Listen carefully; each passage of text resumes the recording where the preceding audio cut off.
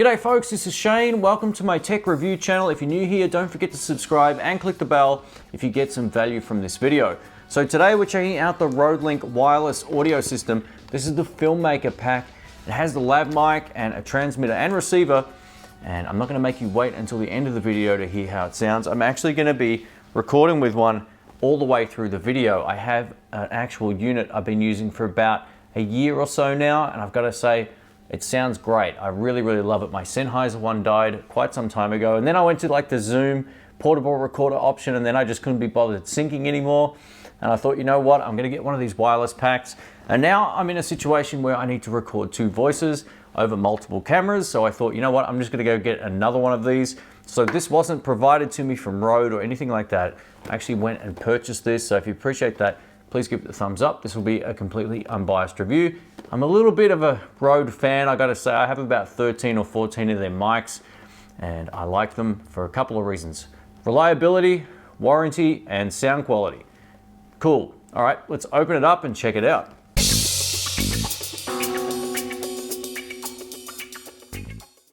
All right, so here's the inside of the big box on the outside. We get two separate packs, which I think I'm gonna have to split down the middle here.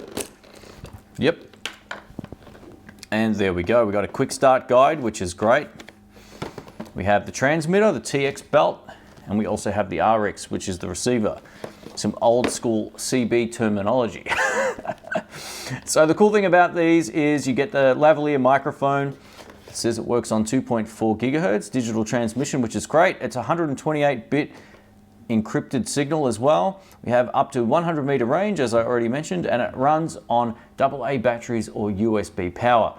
Now there is one downside to this particular unit, which I'll get into in a moment, but we'll open these up and we'll check them out. So let's start with the belt pack. Should always cut away from me, actually. There we go. Let's open this thing up. Let's see what we've got. All right, cool.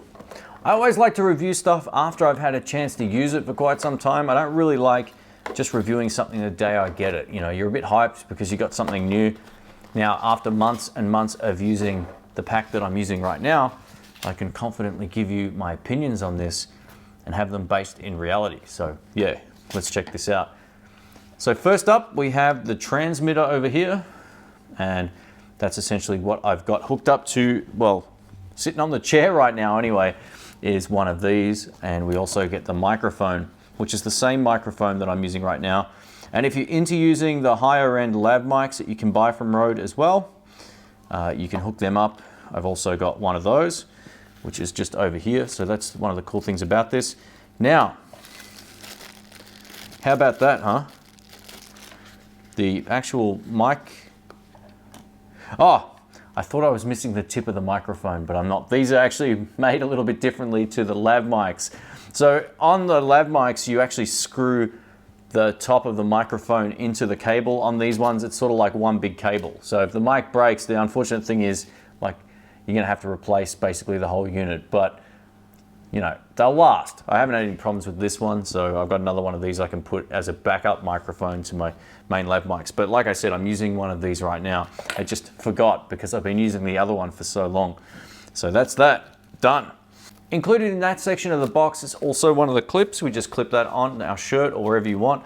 I kind of find like having the microphone pointed up gives me the best sound, but I see a lot of people facing the mics down. I'm not really sure why. Maybe it stops certain noises, but I like it like this. I think it sounds pretty good.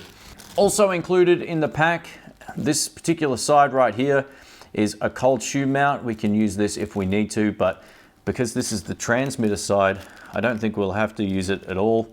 And yeah, everything looks pretty well hooked up. So let's take a look at the other side of this. Like I said, you're listening to the audio quality this entire video. So if you do like the sound of the actual audio quality, please give the video the thumbs up. If you don't, let me know why in the comments. But in terms of audio quality, all I usually do in Final Cut 10 is click the checkbox that kind of balances the audio, adds a little bit of compression, doesn't really do much. but I just leave it set to default with the settings that I've got on the camera, and it usually sounds pretty good. So odds are I'll be doing that on this video as well. So I'm just opening up the receiver, which I actually have mounted on top of this camera right now, well, my other one. So the cool thing about this particular pack as well, I'll be able to run 2 of these into one camera thanks to this. I got this with my GH5, it was free. It's an XLR input adapter. I'm also getting another one sent from Amazon at the moment as well, which I'm looking forward to checking out. It doesn't have XLRs, but it will allow me to hook up 2 of these and go straight into any of my other cameras if I don't have the GH5 as my main. So this is pretty cool. Here's the receiver up close. Now the cool thing about both sides of this particular unit is not only will it simply run off 2 AA batteries, you also have the option of powering it via the USB or micro USB input over here. So it will run off a phone charger or anything with 5 volts. So that's nice and simple as well. I don't think it will actually charge the batteries, but you can power the unit that way as well. And being that now I have 2 of these particular packs, I'm going to run these on channel 2 and run my main ones on channel 1, and they're not going to get confused. From what I was led to believe looking at the instructions online, that yeah, you can run multiple of these, they'll sort of pair together and then they'll remember.